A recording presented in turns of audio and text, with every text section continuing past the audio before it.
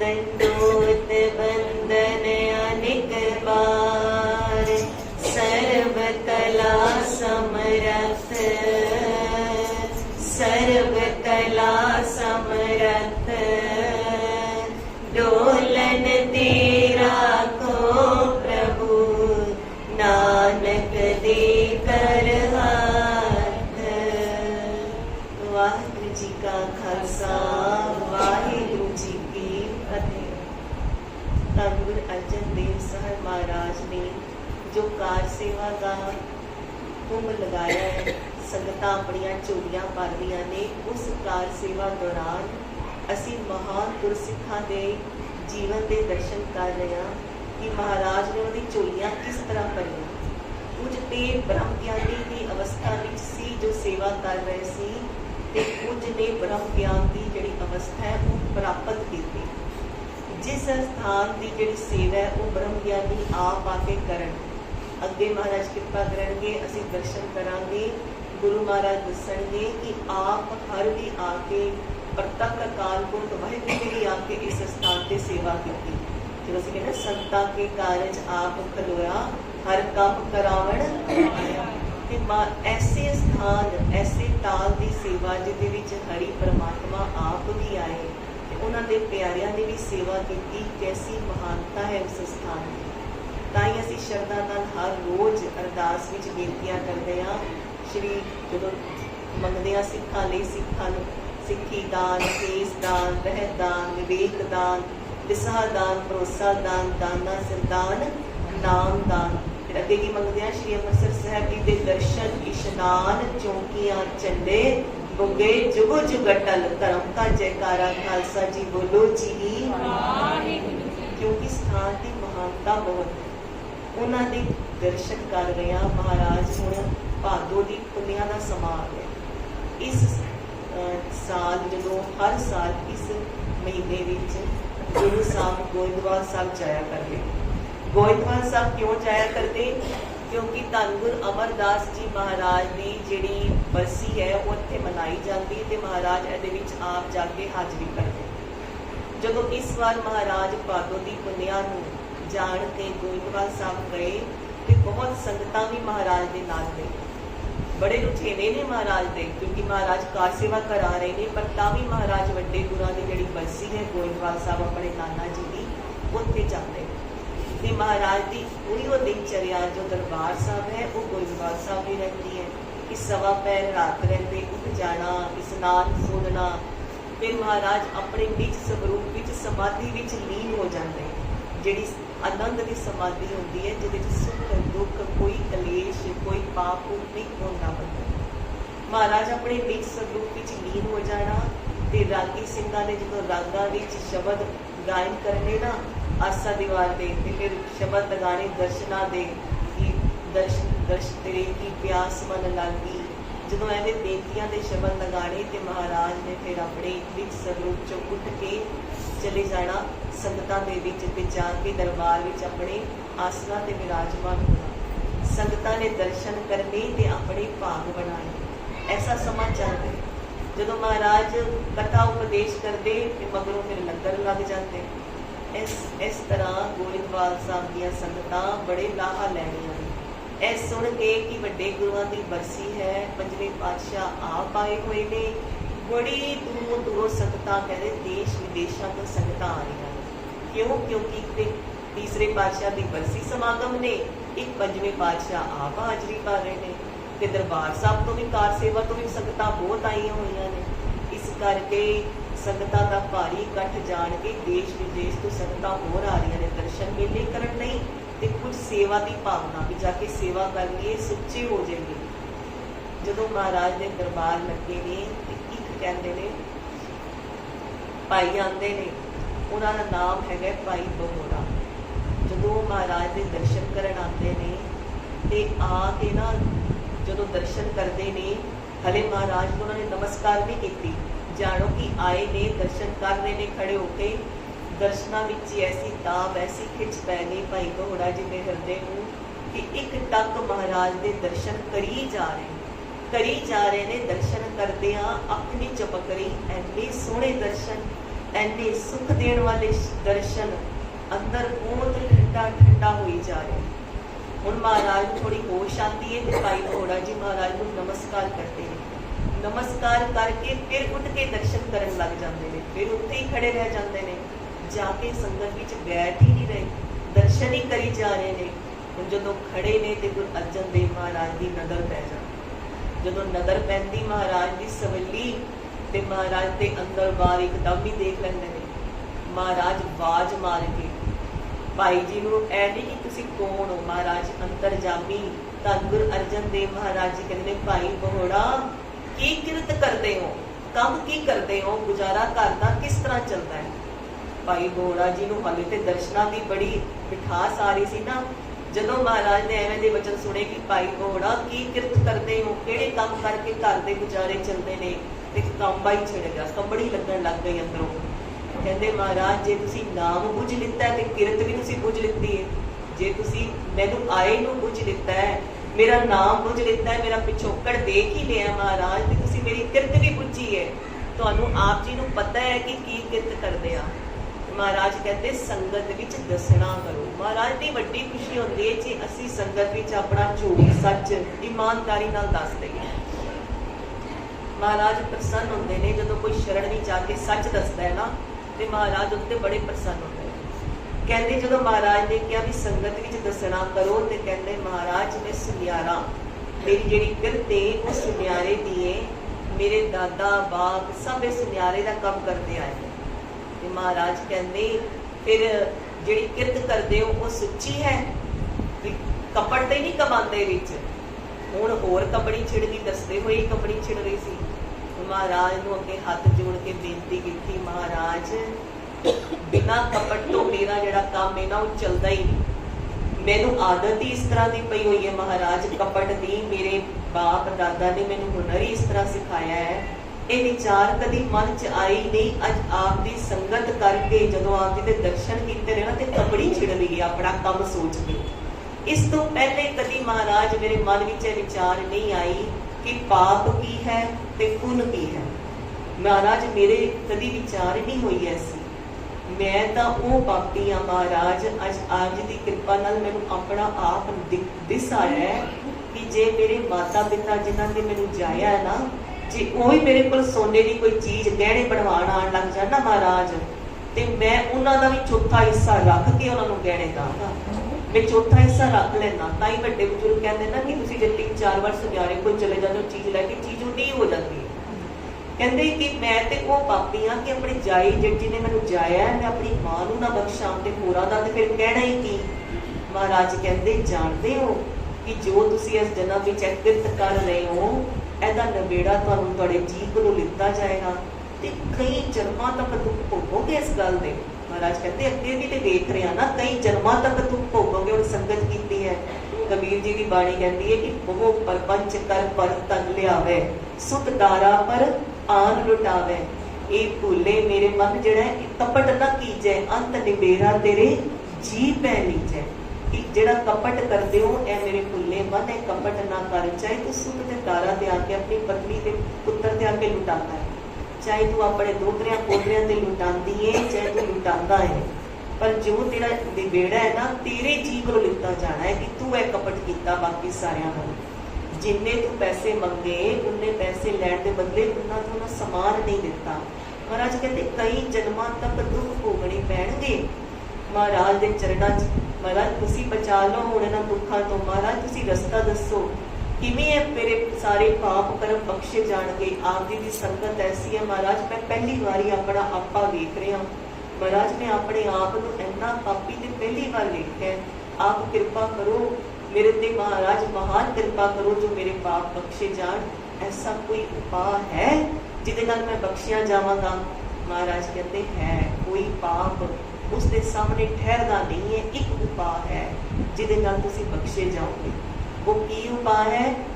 ਸਤਨਾਮ ਵਾਹਿਗੁਰੂ, ਸਤਨਾਮ ਵਾਹਿਗੁਰੂ, ਸਤਨਾਮ ਵਾਹਿਗੁਰੂ, ਸਤਨਾਮ ਵਾਹਿਗੁਰੂ, ਸਤਨਾਮ ਵਾਹਿਗੁਰੂ।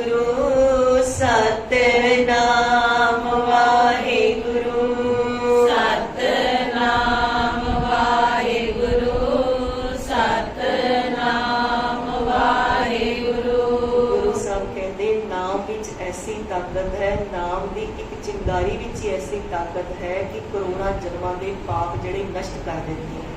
महाराज कहते गुरु वाले बनो, नाम जपो, संगत विच अभ्यास करो, संगत करो ते फिर कीर्तन सुनो, गुरबाणी उपदेश सुनो ते बड़ा मन जिहड़ा निर्मल हो जाएगा। महाराज दे किया उसी समय कईयां नूं ना ऐसी वडभाग ऐसे जाग जाते हैं, ऐसे वडभागी बन जाते हैं कि इक्को वारी उपदेश कमाण लगे हैं। जिवें दर्शन विच ही महाराज ने इन्ने कल असीं विचार कर रहे सी ना कि दर्शनां दा भी बहुत महत्व है।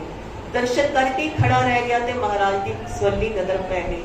महाराज ने जो उपदेश दिता, महाराज को नाम उपदेश दिता तो कुछ दिन संगत करने की ही इजाजत ली महाराज को कि संगत विच रह के ते सेवा करनी है।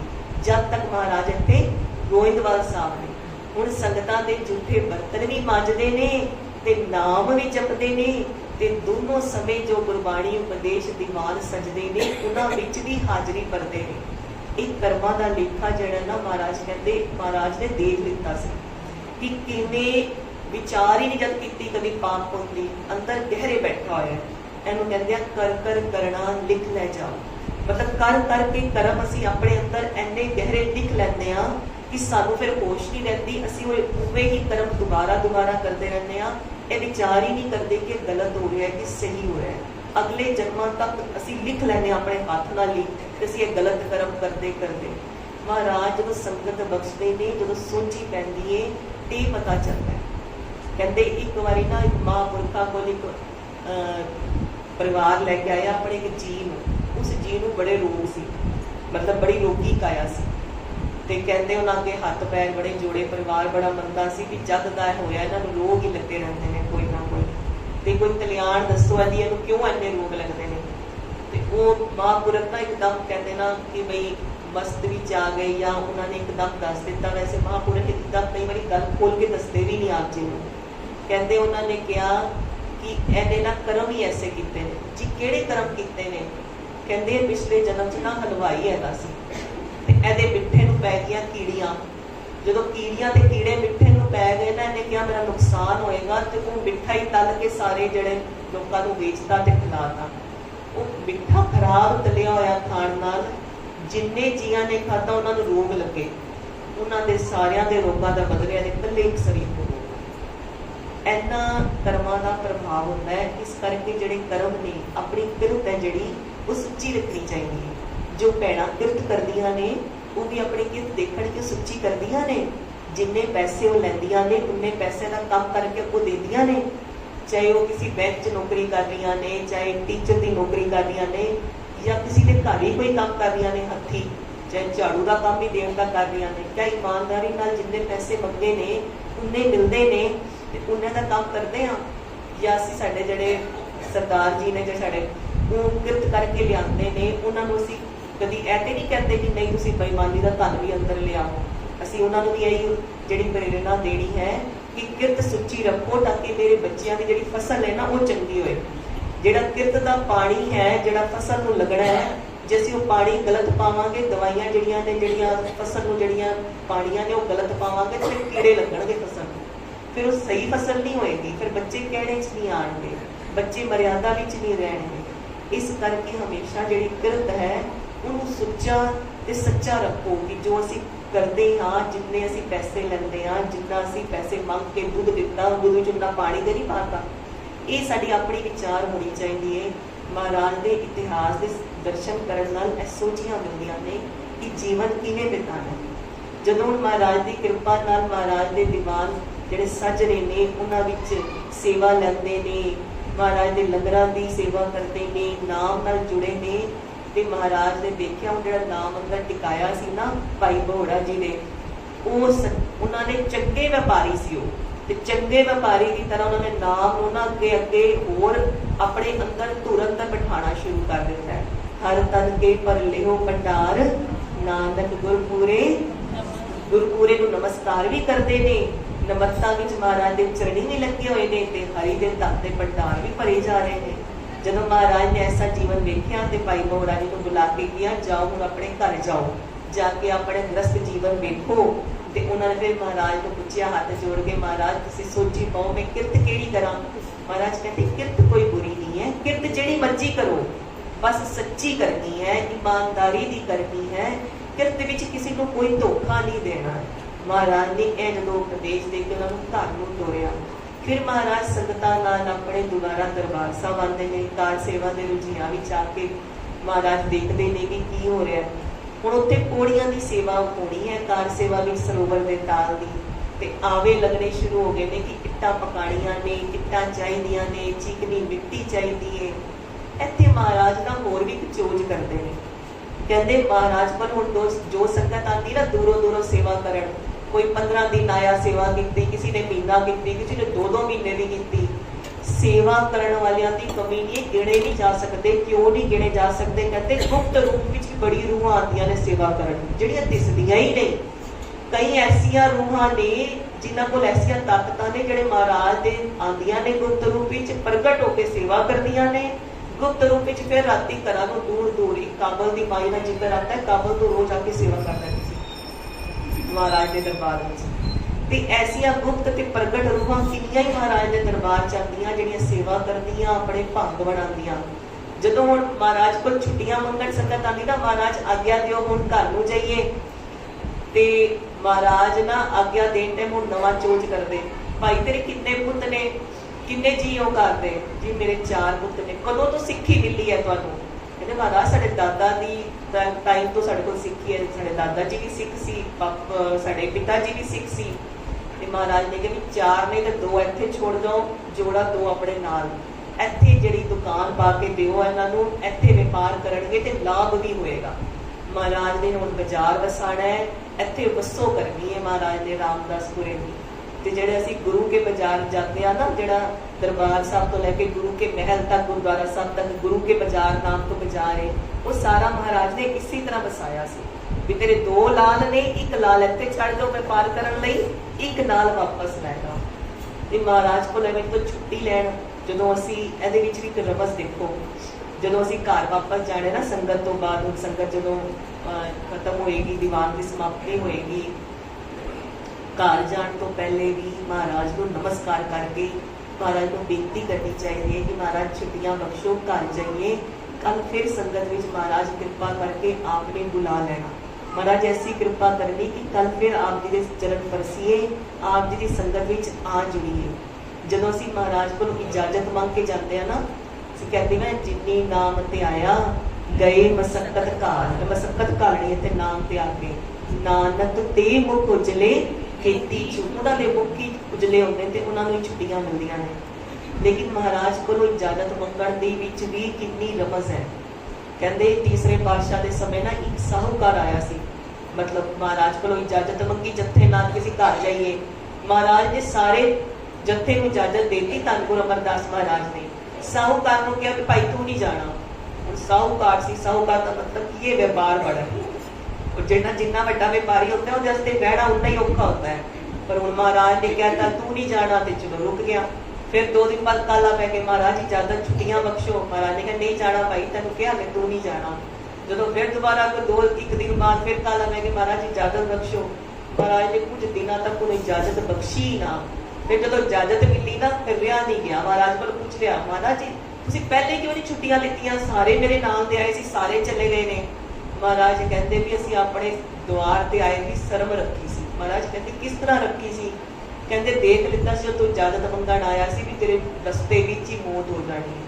ਮਹਾਰਾਜ ਕਹਿੰਦੇ ਮੈਂ ਕਿਹਾ ਫਿਰ ਸਾਰੇ ਕਹਿਣਗੇ ਗੁਰੂ ਘਰ ਗਿਆ ਸੀ, ਗੁਰੂ ਘਰ ਤੋਂ ਮੁੜਿਆ ਤੇ ਘਰ ਹੀ ਨਹੀਂ ਪਹੁੰਚਿਆ, ਰਸਤੇ 'ਚ ਹੀ ਮਰ ਗਿਆ, ਇਸ ਕਰਕੇ ਤੈਨੂੰ ਇਜਾਜ਼ਤ ਨਹੀਂ ਦਿੱਤੀ। ਹੁਣ ਤੇਰੀ ਆਈ ਟਲ ਗਈ ਏ, ਹੁਣ ਸਹੀ ਸਲਾਮਤ ਘਰ। ਐਸੀ ਮਹਾਰਾਜ ਜਦੋਂ ਮਹਾਰਾਜ ਕੋਲ ਇਜਾਜ਼ਤ ਲੈਂਦੇ ਆ, ਮਹਾਰਾਜ ਰਸਤੇ ਵਿੱਚ ਆਉਣ ਵਾਲੀ ਕਈ ਔਕੜਾਂ ਆਪਣੇ ਚਰਨਾਂ 'ਚ ਹੀ ਰੱਖ ਲੈਂਦੇ ਨੇ।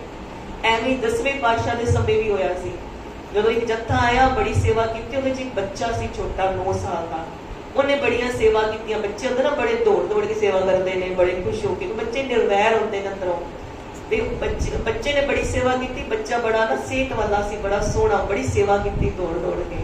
ਜਦੋਂ ਹੁਣ ਜੱਥੇ ਨੇ ਛੁੱਟੀਆਂ ਮੰਗੀਆਂ, ਉਹ ਬੱਚੇ ਨੇ ਵੀ ਆ ਕੇ ਨਮਸਕਾਰ ਕੀਤੀ ਮਹਾਰਾਜ ਨੂੰ, ਧੰਨ ਗੁਰੂ ਗੋਬਿੰਦ ਸਿੰਘ ਜੀ ਮਹਾਰਾਜ ਨੂੰ। ਮਹਾਰਾਜ ਸਿੱਖਾਂ ਨੂੰ ਕਹਿੰਦੇ ਭਾਈ ਜਲਦੀ ਕਰੋ, ਸਿਆਹੀ ਕਲਮ ਲੈ ਕੇ ਆਓ। सब संगत ने सोचा कि बच्चे ते महाराज की बड़ी खुशी है, महाराज ना कोई हुक्मनामा या कोई चीज खुशी करके लिख के देंगे।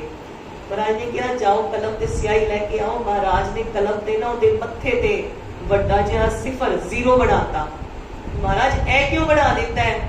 महाराज कहते इहदी उम्र अज ही खत्म है, 9 साल का हो गया, 9 साल की उम्र सी इहदी, ये जीरो बनाता 90 साल का हो गया। इस तरह महाराज की जो इन्नी कृपा होती है, जो असं महाराज को आते हैं ते नमस्कार करते हैं, झोलियां भरते हैं, जान टाइम भी महाराज को इजाजत मांग के महाराज अगे नमस्कार करके जाइए तो महाराज अपने चरणों की साड़ियां किनियां ही साडे कर्म ने जिहड़े अपने चरणों च रख लेते हैं। ऐसी कृपा करते हैं महाराज। धन गुरु अर्जन देव साहिब जी, जपियो जिन अर्जन देव गुरु, जपियो जिन अर्जन देव गुरु, फिर संकट जोन गर्भ नायो, फिर संकट जोन गर्भ नायो, जपियो जिन अर्जन देव गुरु, जपियो जिन अर्जन देव गुरु। धन गुरु अर्जन देव महाराज इस तरह हुण गुरु के बाजार भी बसा दिते ते संगतां पुछ के महाराज को छुट्टियां लैंदियां। किसी को छुट्टी मिलती, किसी को महाराज कहते हले कुछ चिर होर रुकना है, किसी को आप ही बुला के छुट्टी दे देंगे। जिन्हों आप बुला के देंगे उहदा भी महाराज देख लेंगे कि परिवार में जिस समय की लोड़ है पिछे ਜਿਹੜੇ आए ने उन्होंने तो नहीं पता ना, कोई फोन थोड़े देर पिछों कोई फोन आ जाएगा तो पता लगेगा कि साडी लोड़ पै गई घर। किसी को बुला के महाराज आप छुट्टी देंगे, किसी को कहते हले भाई नहीं जाना, किसी को कहते अपना एक बच्चा इत्थे छड्ड के जाना, लाभ मिलेगा, इत्थे वसों करनी है, इत्थे व्यापार करना है। ते महाराज उस सुंदर नगरी जिहड़ी अज असीं दर्शन करदे हां महाराज दी, उस सुंदर नगरी महाराज वसारे ते महाराज उत्थे भाग लगा रहे, सारी संगतां अपने भाग बना रही ने। महाराज कृपा करन, जो गुरबाणी विच असीं विचार सुनते हाँ, जो कीर्तन सुनते हैं, जो हुक्मनामा सुनते हैं, महाराज ऐसी कृपा करन, ऐसी हवा चलान, ऐसा अपना मेल भरिया हाथ सिर पे रखन कि वैसे ही साडी सारी संगत के जीवन बन जाए ते महाराज के चरणों नाल जुड़े रहिए। अज दा जो महाराज ने उपदेश साझा करवाया कि किरत सुची करनी है, जान तो पहले भी संगत जो करन आया तां भी महाराज को नमस्कार करनी है, जो जाना है तां भी महाराज को छुट्टियां मंग के जाना है। कि जिवें असीं कीर्तन सोहला साहब का पाठ करके सुखासना की सेवा होती है तो ग्रंथी सिख की कहते हैं महाराज छुट्टियां बख्शिश करो, सवेरे अमृत वेले दे खुले दर्शन दीदार बख्श के निहाल निहाल करना जियो। ऐवी महाराज को कहना महाराज छुट्टियां बख्शिश करो ते कल फिर संगत विच आण के जुड़िए, महाराज ऐसी बख्शिश करनी या जो भी साडे चित्त विच है महाराज नूं अरदास करनी। कर्मां तो हमेशा सावधान रहना, पाप तो डर के रहना चाहिए कि पाप ना होए। महाराज कृपा करन कि महाराज का एक एक उपदेश साडे हृदय च वसे। बहुत मुश्किलों नाल जिहड़े संत महापुरुष होंदे ना कदी कदी कोई भेद दसदे ने, कदी कदी कोई भेद खोलते हैं। कहते एक बारी ना जिहड़े संत अत्तर सिंह जी मस्तवाणे वाले ने ना, उन्होंने संत की उपाधि अकाल तख्त साहब वालों मिली है। ते उन्हां दे समय विच एक उन्हां दे डेरे को जिथे स्थान सी उत्थे एक गां ने बछड़ा दिता ते जिहड़ा बछड़ा सी ना वो गर्भ विच ही मर गया। ते हुण जदों गां दा उपचार होया ते महाराज ना जिहड़े संत अत्तर सिंह सी वो हੱਸਣ लग गए। वैसे वो बड़े धीर गंभीर अवस्था विच रहंदे सी। वो हੱਸੇ ते संगतां ने पुछ लिता महाराज तुसीं गां ने मरिया होया बछड़ा दिता तुसीं हੱਸ पए हो, ये ते हੱਸਣ दी गल भी नहीं सी, तुसीं हੱਸਣ दी गल ते भी नहीं हੱਸदे ते अज क्यों हੱਸ पए हो। ते कहते भी भाई लोगों तुहानूं पता ही नहीं है कि यह बछड़ा कौन है। कहते कौन है? कहते जदों यह मां दे गर्भ विच सी ते अंदर पता किहदी रूह सी। कहते मीर मन्नू की रूह सी इस बछड़े अंदर। मीर मन्नू कौन? जिहदे बारे सिक्खी विच की कहा जाता है, मीर मन्नू साडी दातरी, असीं मीर मन्नू दे सोए ज्यों ज्यों सानूं वड्डे त्यों त्यों असीं दूण सवाए होए। मीर मन्नू वो जिहदे बाबत असीं अरदास विच कहने जिन्हां माइयां ने बच्चों के टोटे करा के गलियां च हार पवाए, जिन्हें बच्चों के टोटे करा के माइयां दे जिहड़े बच्चे दुध चुगदे सी ना, जिन्हां दे टोटे करते सी दुध चुगदे बच्चों ने ते माइयां दे गलियां च हार पवाते सी। जिन्हें परवाह नहीं की सी कि कोई माई गर्भवती है उन्होंने भी सवा मन का पीसना पीसण नूं चक्की देती सी चाहे उहदे गर्भ का नाश ही हो जाए। जिन्हें सारी परवाह नहीं की सी ते सिक्खी का जिहड़ा नाश करना चाहया सी, महाराज कहते ਇਹ ਉਹਦੀ रूह सी ते ਇਹਦੀ सजा पता की है, ਇਹਨੂੰ सजा मिली हुई है कि इस दुनिया की हुण हवा ही नहीं लै सकता। ਇਹ ਜਦੋਂ भी आता है गर्भ विच आंदा ते गर्भ विच ही मर जाता, वो भी जानवरां दी गर्भ विच। देखो कम से कम संत अत्तर सिंह जिस समय तक 300 साल का समा हो चुकिया, 300 साल विच हले तक उन्हें संसार की हवा ही नहीं लिती, गर्भ विच आंदा है ते गर्भ विच ही मर जाता है। क्यों? क्योंकि पाप कर्म ही इतने भारे कीते। इस करके असी सारे सावधान रहिए, महाराज के दर का तो शिक्षा लईए कि पापा तो सावधान रहना है। जेडे हो चुके ने महाराज बख्शिंद ने, महाराज बख्शदे ने, बस महाराज के चरणी लगना है, महाराज के उपदेश को कमाना है। ते जेडे महाराज ने गुरु मंत्र दिते ने उन्होंने जाप करने ने, जो नित ने दिते ने वो नित ने रोज करने ने। ते महाराज का वचन ऐसा है, प्रभु कै सिमरन उधरे पहुंचा। प्रभु के सिमरन सारियां दा जिहड़ा है भला होंदा है ते सारे जिहड़े ने सब दा उद्धार होंदा है। ते जिहड़े कलयुग दे जहाज ने अर्जन देव गुरु उत्ते आए, उन्होंने रूप ही आई बनाया है कि सारी सृष्टि नूं तारण लई। सतनाम वाहिगुरु, सतनाम वाहिगुरु। 2 मिनट लई ना ਇਹ ਜਿਹੜਾ जाप कर रहा इनू एवें जान के करो कि यह जाप जो संगत विच कर रहा, महाराज ने भाई बोहरा जी को उपदेश दिता कि एक चीज एक मंत्र के जाप के अगे कोई पाप नहीं ठहरदा। ते संगत विच महाराज की हजूरी विच पाप जिहड़ा कर रहे सी जाप, इहदे अगे कोई पाप नहीं ठहर सकता। ते साडा अंतरात्मा पवित्र हो रहा है। जिहड़ा नाम है ना गुरु साहब की असीस सदका, इस संगत की चरण धूड़ सदका साडे अंदर अंदर समान है। ऐसी भावना रखते कि नाम साडे अंदर टिक रहा है।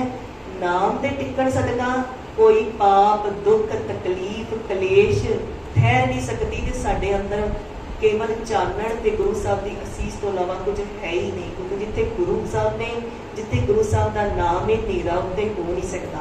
ऐसी भावना रख के 2 मिनट लई सुरत जोड़ के महाराज के चरणों का ध्यान करके सतनाम वाहिगुरु, सतनाम वाहिगुरु, सतनाम वाहिगुरु, सतनाम वाहिगुरु, सतनाम वाहिगुरु, सतनाम वाहिगुरु, सतनाम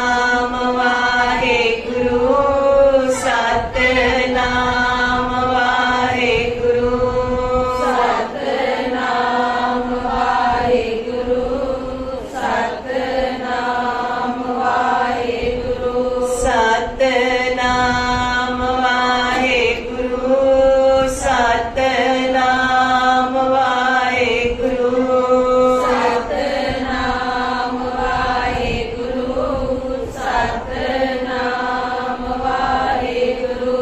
वाहिगुरु वाहिगुरु तन वाहिगुरु, वाहिगुरु वाहिगुरु, वाहिगुरु वाहिगुरु तन वाहिगुरु, वाहिगुरु वाहिगुरु, वाहिगुरु तन वाहिगुरु, वाहिगुरु वाहिगुरु, वाहिगुरु तन वाहिगुरु, वाहिगुरु वाहिगुरु, वाहिगुरु तन वाहिगुरु, वाहिगुरु वाहिगुरु, वाहिगुरु तन वाहिगुरु।